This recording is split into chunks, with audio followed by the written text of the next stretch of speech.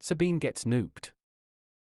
Sabine Hossenfelder is a theoretical physicist who works on quantum gravity and has a popular YouTube channel and blog, where she discusses various topics in physics and criticizes some of the mainstream approaches, such as string theory and the multiverse.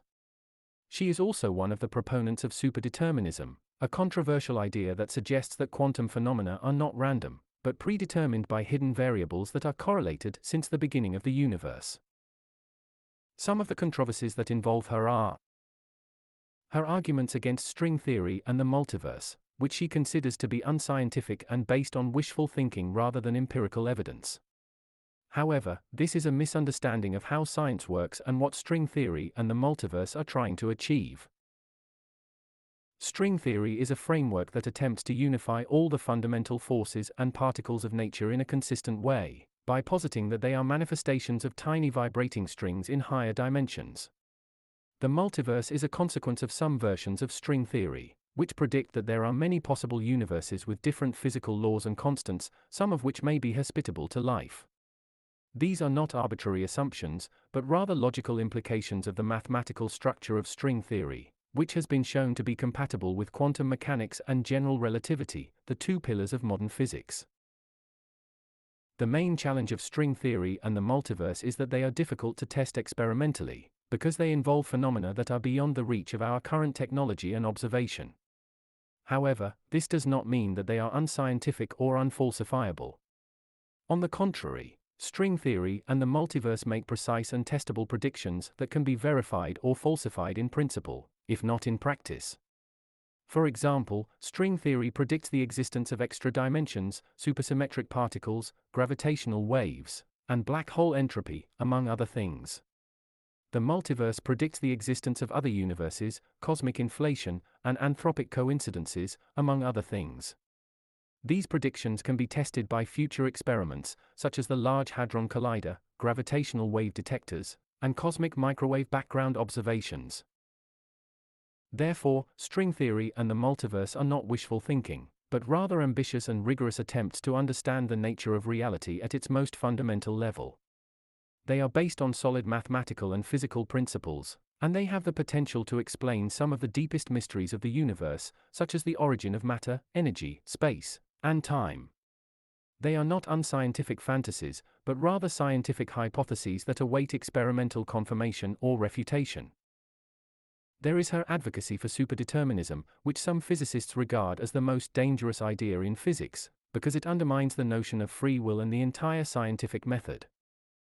While it's important to approach scientific ideas with an open mind, superdeterminism faces several challenges and criticisms within the scientific community. Here are some reasons why superdeterminism is not widely accepted and has been debunked or criticized.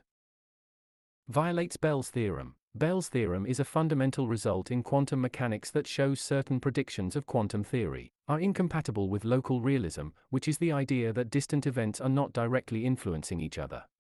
Experimental tests of Bell's inequalities strongly suggest that the quantum world does not follow local realism. Superdeterminism would need to find a way to reconcile these experimental results, which is a significant challenge. Lack of evidence. There is currently no empirical evidence supporting superdeterminism. The existing experimental data in quantum mechanics aligns well with the standard interpretation, and there is no clear experimental indication that hidden variables are determining quantum outcomes. Complexity and fine-tuning. The interconnectedness of hidden variables required by superdeterminism raises questions about the complexity and fine-tuning of such a system. Critics argue that the level of coordination needed for superdeterminism to work seems highly implausible. Philosophical and Occam's razor. Superdeterminism introduces a high level of complexity and non-intuitiveness into the interpretation of quantum mechanics. Many physicists prefer simpler explanations, adhering to the principle of Occam's razor, which suggests that among competing hypotheses, the one with the fewest assumptions should be selected.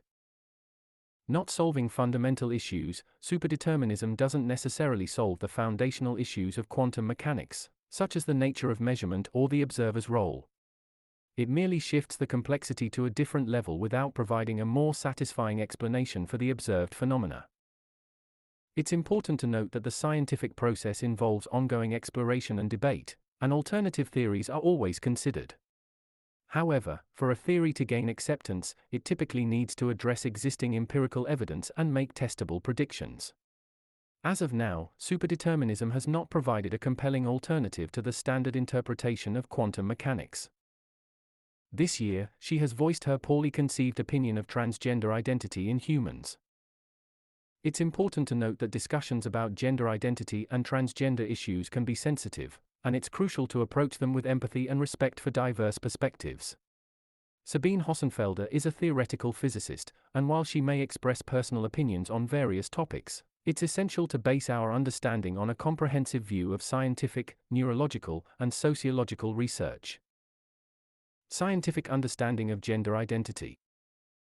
The scientific consensus supports the idea that gender identity is a complex interplay of biological, genetic, hormonal, and environmental factors.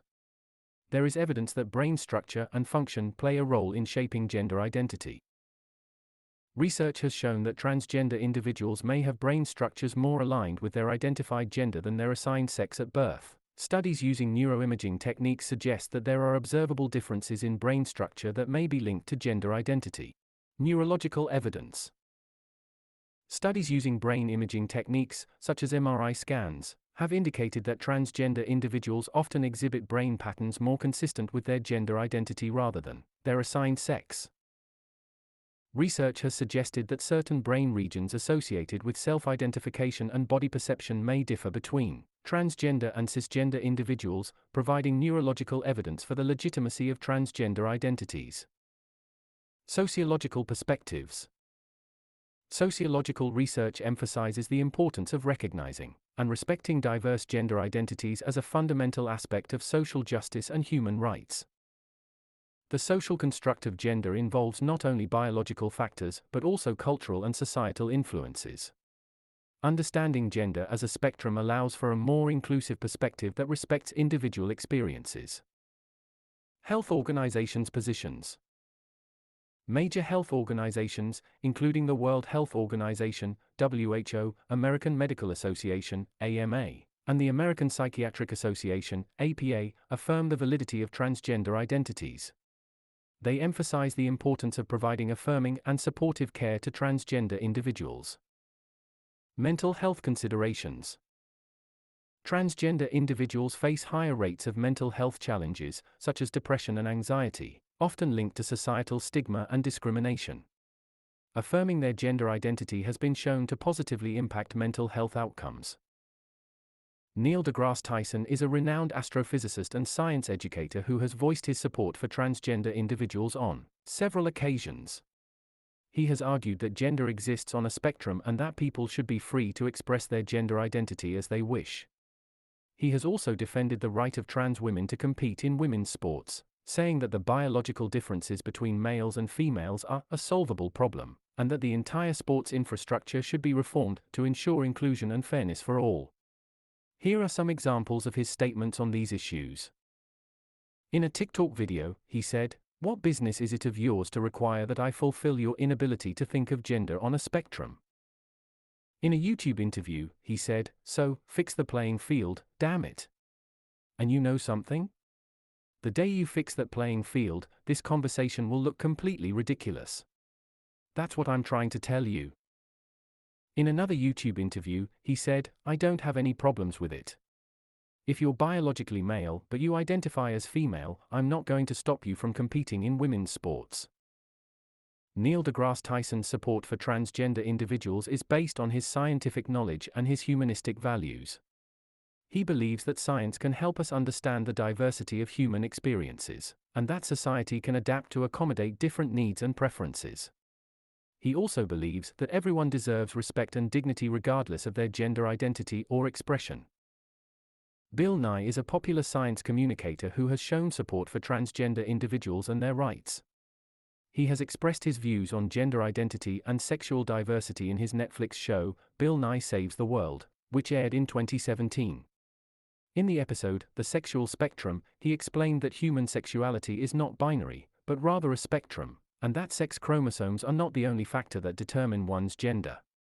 He also criticized gay conversion therapy and advocated for acceptance and inclusion of LGBTQ+ people.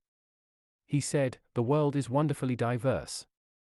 As scientists, we use the scientific method to try and understand that diversity. That is what is happening with the study of human sex and sexuality. Right now, biologists, sociologists, anthropologists, they all are trying to figure this out. And they are finding out that human sexuality is on a spectrum." In the same episode, he featured a music video by actress Rachel Bloom, titled "My Sex Junk," which celebrated the fluidity of sexual and gender identity with lyrics like "Versatile love may have some but stuff. Its evolution ain't nothing new. There's nothing taboo about a sex stew." The episode was nominated for an Emmy Award in 2017. Bill Nye's views on gender identity have angered some conservatives who accused him of promoting transgender insanity and betraying his scientific credibility. However, Nye has defended his stance by citing scientific evidence and appealing to compassion. He said, "We have this idea that there's just two settings, male and female, but it's actually way more complicated than that. We're all human, so why not treat each other with respect and dignity?" In conclusion, the current scientific and sociological understanding supports the validity of transgender identities.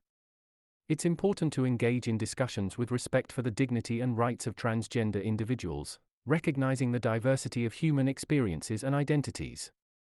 Critical engagement with scientific literature and empathy for the lived experiences of transgender individuals can contribute to a more informed and compassionate dialogue.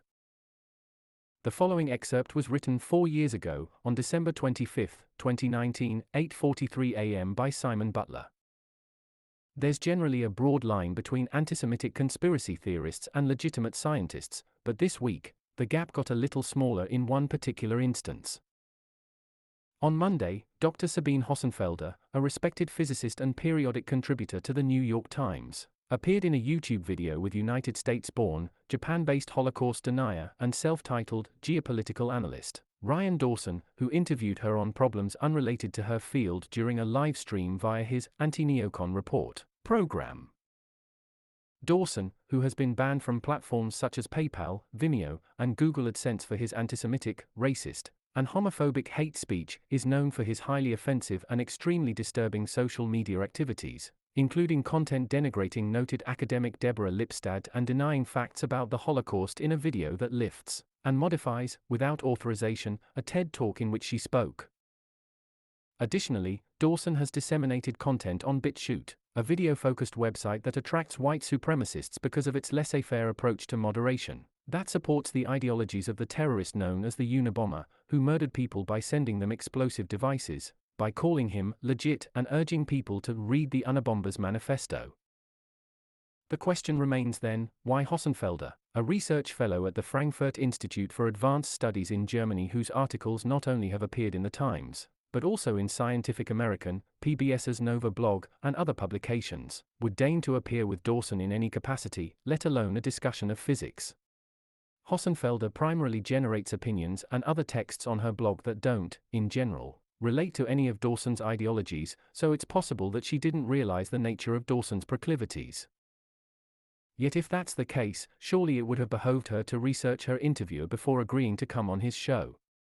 It's not a good look to associate with Holocaust-denying conspiracy theorists, particularly ones whose views of science encompass castigation of prominent teenage climate change activist Greta Thunberg, as Dawson has done on his VK.com page.